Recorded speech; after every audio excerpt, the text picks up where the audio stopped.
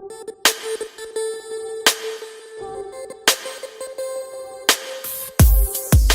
you want to be a successful platform, you've got to be open. You have to be open to consumers and producers. You have to be open to services that are not necessarily banking, but are beyond banking.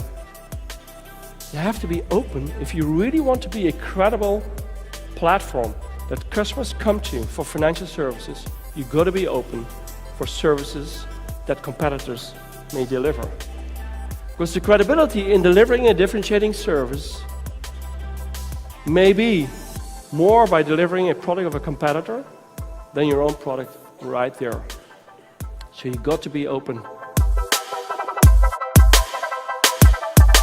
Privacy is a fundamental human right, so that the price for any service should never be your privacy. So today we're all getting a lot of free services, a lot of it from big tech platforms. As now we start opting out, that should not mean that then we're shunned out from those rich, great free services. Of course, we will need to pay for them, but we should have the option. That's what we believe in, that privacy should not be the price you pay for any service, good as it might be.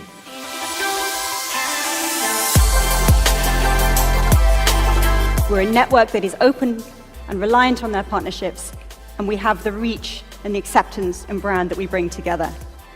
That's our heartland, and we've decided that that's where we're going to be in this world of open banking. But it means we have to make that network as best it can be, as resilient as it can be in this new visible, invisible world. That's actually what we're working on today, because we could see, and everyone was talking about it, the number of connected devices. And so we've been putting our capability into washing machines and fridges and cars and thinking about how it all connects up. And I think that's really important for the future, because things are moving very fast. And it's very important for any technology company, large or small, that you have that vision out there about what the future looks like, and you're building to that. You're not building for today. I think we can all agree that most of the banks have been obsessing more about themselves than about their customers. With PSD2, as everyone is speaking about, this is going to dramatically shift. Why? Because as the customer is not locked down to the bank they have today, they have the freedom to move themselves and their data to the service provider that gives them the most value, that solves most of their daily tasks.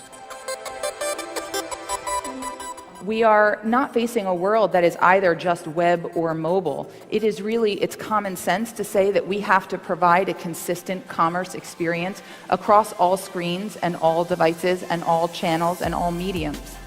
And we believe voice is the new medium. As we have gone from typing and touching to swiping and now to speaking, each mode of interaction has gotten progressively easier for us as humans. I mean, what could be more natural, more simple, or more personal than a conversation?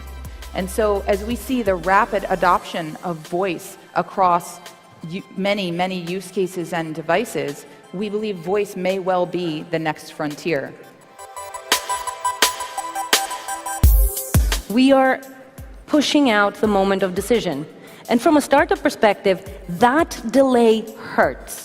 Because while banks are thinking, the startups that are trying to do business with banks are waiting for the future to begin. So, personal view and the view of a lot of people in the market is this is not sustainable. We can't do this anymore. We need to move away from this and break the not talking about money business. And I don't mean talking about price point. I mean talking about monetization. How does your business model align with mine in this world where not everyone can play nice with each other? This data, once it's out there, this information, it's out there forever. You think there's a way to take it back? Not really. Sure, there's a legal way to try to take it back. You can, but for the most part, once it's out there, it's sort of like wildfire. It just keeps going. And that's I think one of the things that we don't fully recognize when we're putting data out there. WeChat Pay is changing the business with social power and bring a new way for business to connect with their customers. India has always been good in building technology for the world. You go to the US, all the big internet companies are run by Indians. So this is for the first time that a bunch of people have decided to come back to the country and build for India. I don't see this as to be surprising at all. So I think some of the largest platforms in the world have been built by us.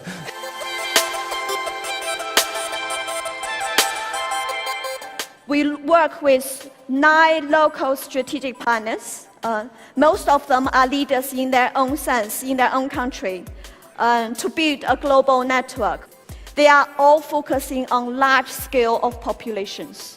And there is always an unmet demand, right? The reason we build a strategic partnership is very simple. We want to focus on large opportunity. We want to add value in an area we think there is unmet demand.